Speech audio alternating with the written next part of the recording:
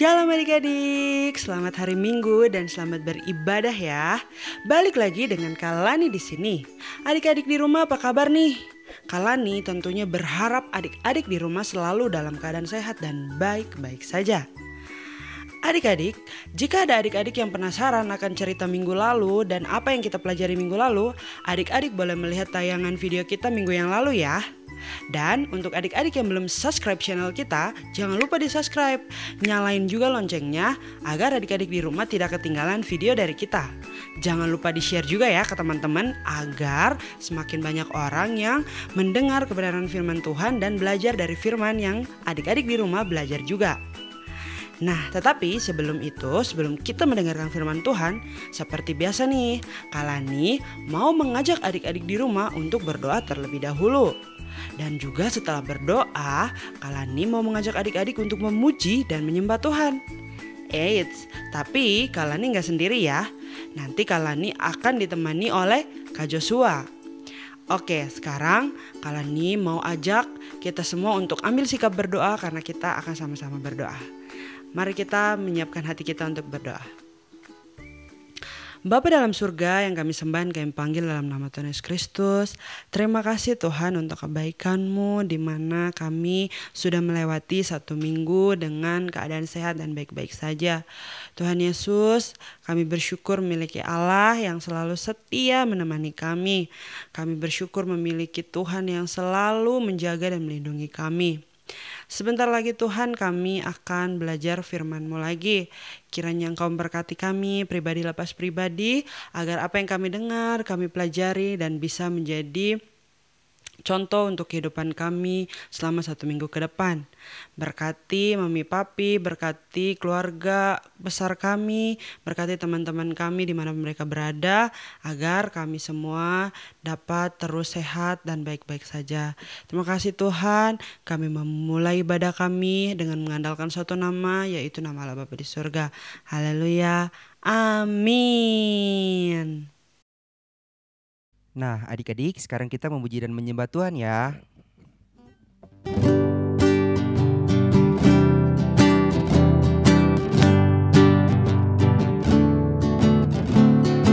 Jalan serta Yesus, jalan sertanya setiap hari. Jalan serta Yesus, serta Yesus selamanya. Jalan dalam suka, jalan dalam duka, jalan sertanya setiap hari. Jalan serta Yesus, serta Yesus selamanya. Jalan serta Yesus, jalan sertanya setiap hari. Jalan serta Yesus, serta Yesus selamanya. Jalan dalam suka, jalan dalam duka, jalan sertanya setiap hari.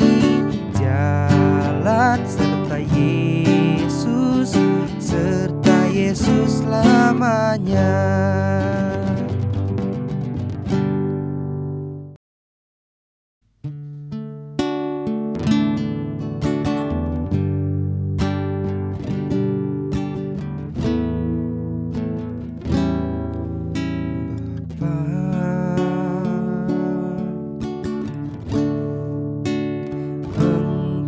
Sungguh baik,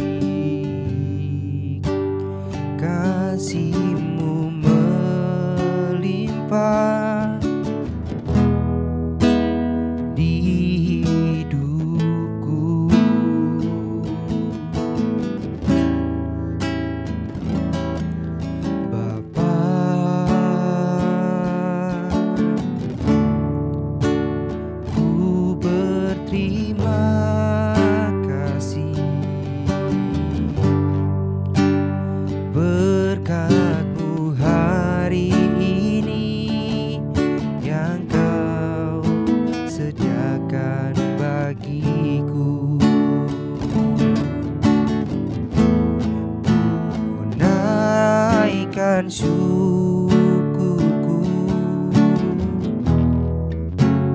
buat hari yang kau beri.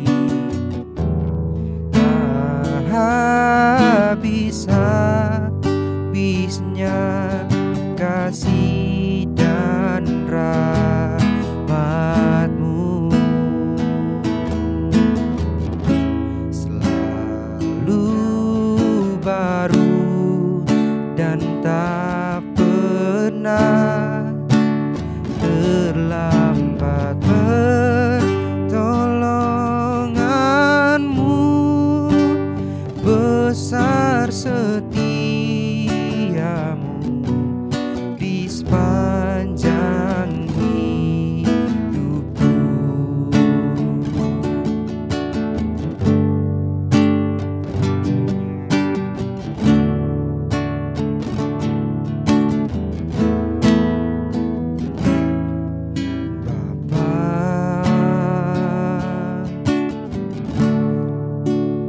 Engkau sungguh baik, kasih-Mu melimpah di hidupku.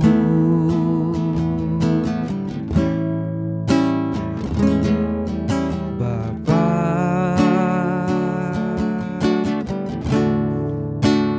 ku berterima kasih, berkat-Mu hari ini yang Kau sediakan bagiku. Tunaikan syukurku buat hari yang Kau beri. Tak habis-habisnya kasih dan rahmat-Mu,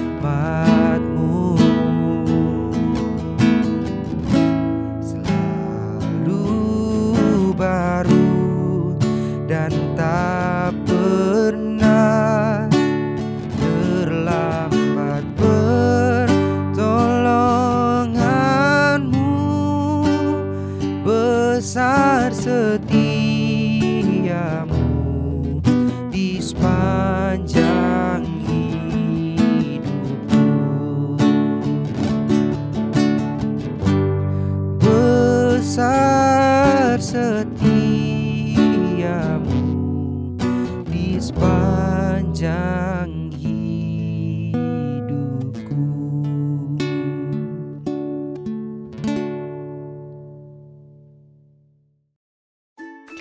Yeay, adik-adik, seperti yang kalian bilang tadi, kita akan sama-sama lagi belajar kebenaran firman Tuhan. Tetapi sebelumnya, kalian mau bertanya dulu nih, masih inget gak cerita minggu lalu? Yap, kita belajar seorang tokoh yang dilempar ke dalam gua singa, tetapi singa-singa tidak menyakiti dia. Namanya adalah Daniel. Daniel dilempar ke dalam gua singa, tapi singa-singa itu tidak melukai Daniel sedikit pun. Nah, hari ini kita mau belajar dari salah seorang tokoh lagi nih. Apa sih Kak tema kita hari ini? Tema kita adalah tangisan dan doa Hana. Tema ini kakak ambil dari 1 Samuel 1 ayat 1 sampai 28. Nah, sebelum kita lanjut ke kisahnya, sebelum kita lanjut ke ceritanya, Kakak Lani mau bertanya dulu nih. Ada gak sih adik-adik di rumah yang pernah mengalami menginginkan sesuatu? Misalnya nih, aduh mainannya bagus, keluaran baru nih. Lalu adik-adik meminta kepada mami papi. Tetapi mami papi saat itu tidak memberikan kepada adik-adik apa yang adik-adik inginkan. Pernah gak sih adik-adik di rumah mengalami itu? Nah, Apalagi adik-adik, ketika adik melihat teman-temannya adik-adik sudah memiliki mainan yang adik-adik inginkan. Belum lagi kalau teman-teman tersebut menjauhi adik-adik karena adik-adik belum memiliki mainan tersebut. Kakak Lani yakin adik-adik di rumah pasti merasa sedih. Aku pingin banget punya itu. Tetapi mami papi belum membelikannya. Teman-teman saya sudah memiliki, tapi saya belum memiliki. Bahkan sekarang teman-teman saya menjauhi saya karena saya tidak memiliki mainan tersebut. Pasti pada saat itu adik-adik semua pasti memiliki perasaan sedih. Sedih banget. Apa yang diinginkan tidak bisa dimiliki karena papi mami belum membelikannya. Nah adik-adik, perasaan yang sama juga yang dialami oleh Hana. Setiap hari Hana terus menangis. Menangis terseduh-seduh. Dan Hana rajin banget berdoa kepada Tuhan sambil menangis. Selain Hana terus menangis pada saat berdoa, setiap hari menangis, Hana juga tidak mau makan adik-adik. Ayo, adik-adik di rumah pernah mogok makan juga gak nih? Gara-gara gak dibeliin apa yang adik-adik inginkan. Dulu waktu Kak Lani masih SD, masih kecil, Kakak Lani pernah juga mengalami hal yang sama. Kakak Lani gak mau makan karena apa yang Kak Lani inginkan tidak dikasih oleh orang tuanya Kak Lani. Pada saat itu Kak Lani merasa sedih. Lalu Kak Lani mogok makan. Tetapi setelah dirayu, Kak Lani mau makan juga. Nah, Hana juga mengalami hal yang sama pada saat hatinya sedih. Dia tidak mau makan adik-adik. Kak, kenapa sih Hana selalu menangis dan juga Hana gak mau makan?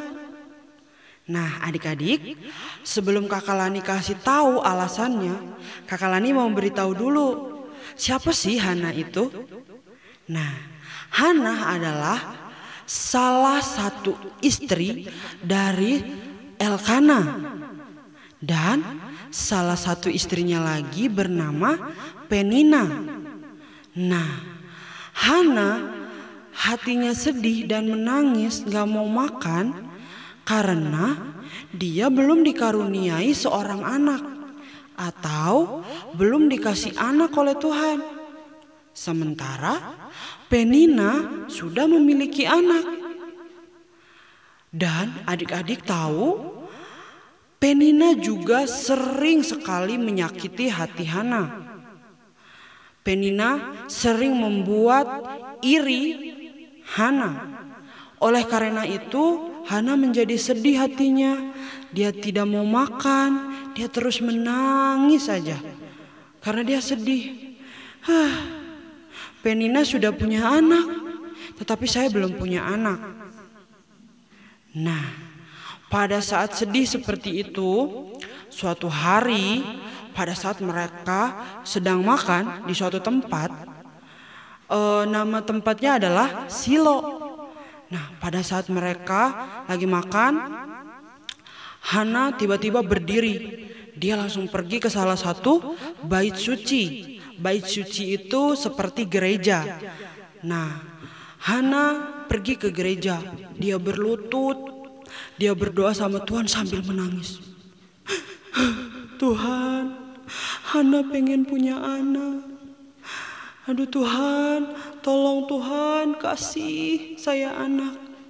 Dan adik-adik, pada saat berdoa itu, Hana bernazar kepada Tuhan. Kak, bernazar itu apa sih? Nah, bernazar itu adik-adik artinya adalah berjanji. Contohnya seperti ini. Misalnya adik-adik nih lagi pengen suatu mainan yang sangat bagus. Terus adik-adik berdoa sama Tuhan seperti ini. Tuhan Yesus, saya tuh pengen banget punya mainan itu.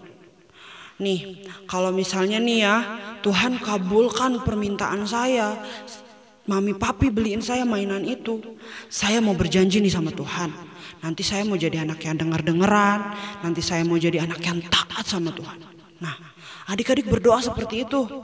Nah, perjanjiannya seperti itu yang bernama nazar. Nah, pada saat itu Hana bernazar kepada Tuhan. Dia bilang begini sama Tuhan. Tuhan Yesus, saya pengen punya anak. Tolong dong buka kandungan saya supaya saya punya anak. Saya janji Tuhan, nanti anak ini saya akan kasih lagi kepada Tuhan. Saya akan mempersembahkannya kepada Tuhan. Nah, Hana berdoa seperti itu sambil menangis. Tetapi adik-adik, lucunya adalah Hana itu berdoa di dalam hati. Jadi dia hanya mulutnya aja yang bergerak.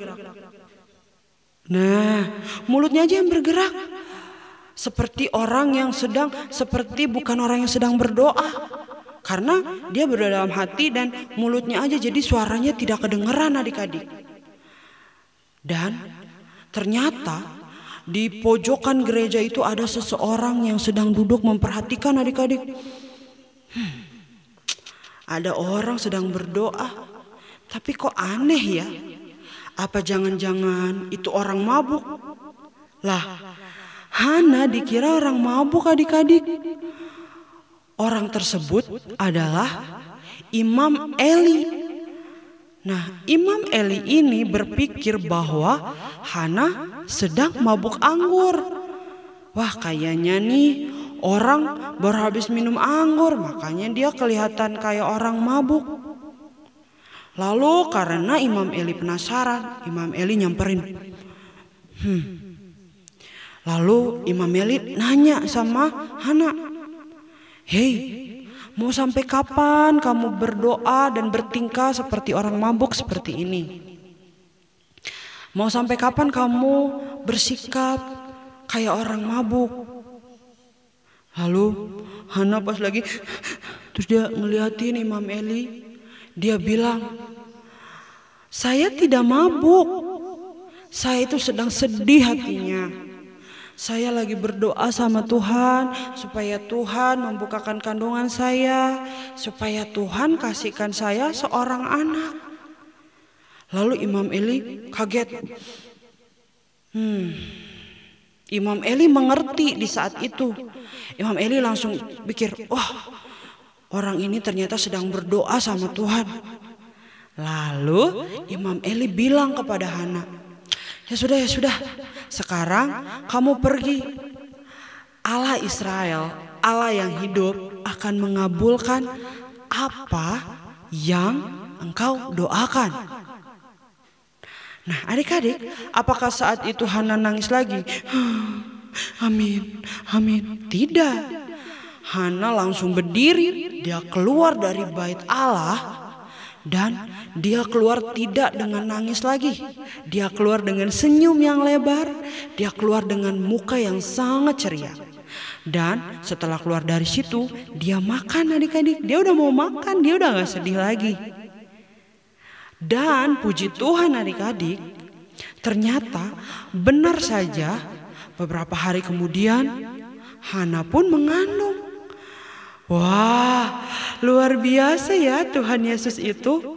Beberapa hari kemudian Hana mengandung seperti yang dia doakan kepada Tuhan. Wow.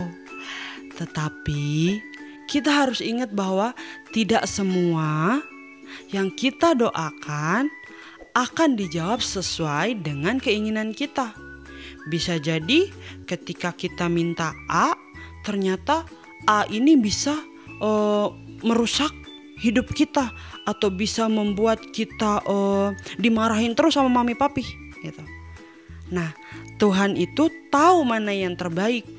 Jadi Tuhan akan menjawab sesuai dengan kehendaknya. Satu lagi, adik-adik harus ingat bahwa Doa adalah bukan satu hal yang bisa digunakan untuk bisa mengatur Tuhan gitu. Jangan sampai kita memiliki pikiran seperti ini.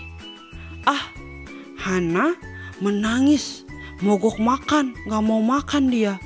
Sambil menangis terus-terus, Tuhan menjawab permohonannya. Berarti Tuhan bisa kita suruh-suruh dong. Berarti kita bisa ngatur Tuhan. Kalau kita minta ini, tinggal mogok makan aja. Tinggal kita menangis-menangis terus aja sama Tuhan biar bisa dijawab. No, kita tidak boleh menjadikan doa sebagai alat untuk mengatur Tuhan. Tetapi sebaliknya adik-adik, kita harus bisa menjadikan doa untuk bertanya sama Tuhan. Tuhan, saya tuh mau tanya loh, kira-kira apa sih yang Tuhan mau untuk saya lakukan? Apa sih yang Tuhan mau taruh dalam kehidupan saya? Tuhan, apa sih yang harus saya lakukan supaya saya tuh bisa menyenangkan hati Tuhan? Nah, jadikan doa itu sebagai alat untuk kita menanyakan kehendak Tuhan untuk diri kita. Nah, Hana dikabulkan oleh Tuhan doanya karena Tuhan memiliki rencana dalam Samuel anaknya. Samuel mau dipakai Tuhan untuk menjadi wakil Allah untuk memimpin bangsa Israel. Jadi bukan karena Hana mogok makan, Hana gak mau makan, Hana menangis terus-menerus, terus Tuhan kasihan. Hana kok kasihan, dia menangis terus. Dia gak mau makan, nanti kalau dia gak mau makan nanti dia sakit.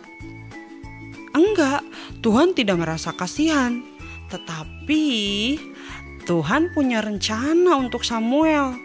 Jadi Tuhan memberikan atau mengabulkan apa yang Hana doakan, yaitu mengandung Samuel. Nah, adik-adik, ini yang bisa kita pelajari ya. Jadi setiap doa kita, ketika kita sungguh-sungguh mendoakannya, maka Tuhan akan menjawab doa kita. Hana aja yang meminta satu anak dikabulkan oleh Tuhan. Apalagi kita yang bertanya dulu nih, apa yang menjadi kehendak Tuhan bagi kita. Kita nanya sama Tuhan. Nah, Tuhan pasti akan menjawab doa kita. Nah, ingat ya, doa adalah cara kita berkomunikasi sama Tuhan. Pasti adik-adik bertanya, Kak, gimana sih cara kita mau ngomong sama Tuhan nih? Mau ngomong, tapi saya gak tahu nih harus gimana biar ketemu sama Tuhan terus ngomong sama Tuhan. Gampang. Adik-adik masuk kamar, duduk manis, ngobrol sama Tuhan, doa sama Tuhan. Nanya sama Tuhan, aduh Tuhan, saya ini pengen mainan, kira-kira menurut Tuhan Yesus bagus gak ya buat saya? Gitu. Nah, jadi kita bertanya sama Tuhan, berdialog sama Tuhan, berbicara sama Tuhan. Nah, doa itu sama seperti jembatan adik-adik. Kalau jembatan kan kita bisa lewati jembatan supaya kita bisa ke ujung. Nah, sama halnya ketika kita berdoa. Berdoa adalah jembatan supaya kita bisa ngobrol sama Tuhan, supaya kita bisa bicara sama Tuhan, kita bisa nanya-nanya sama Tuhan, ya kan? Nah, jadi adik-adik, jadikan doa itu menjadi sarana untuk kita, untuk adik-adik di rumah, untuk Kalani juga, agar dapat mengetahui kehendak Tuhan. Nah, itu dia firman Tuhan yang bisa kita pelajari hari ini adik-adik.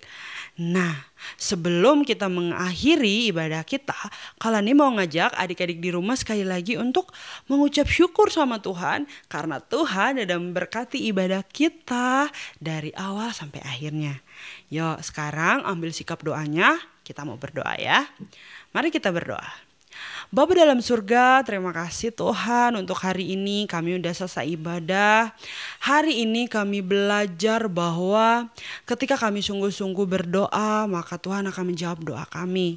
Ajar kami Tuhan supaya kami tidak menjadikan doa sebagai alat atau sarana untuk mengatur Tuhan. Ajar kami Tuhan supaya kami menjadikan doa sebagai alat komunikasi kami sama Tuhan untuk bertanya kehendak Tuhan dalam kehidupan kami seperti apa. Tuhan berkati adik-adik di rumah, berkati mami papinya, berkati orang-orang di sekitarnya, teman-temannya juga. Tuhan, Engkau berkati, jauhkan dari segala macam virus, jauhkan dari segala macam penyakit yang mau mencelakai adik-adik di rumah, keluarganya, dan juga menyakiti semua yang ada pada hari ini atau yang akan menonton video ini dan orang-orang terdekatnya. Terima kasih Tuhan Yesus, terima kasih kami menyerahkan sepanjang hari ini ke dalam tangan-Mu. Di dalam nama Tuhan Yesus kami udah berdoa mengucap syukur, haleluya, amin. Yeay, selamat mempraktekkan firman Tuhan ini ya adik-adik, bye-bye.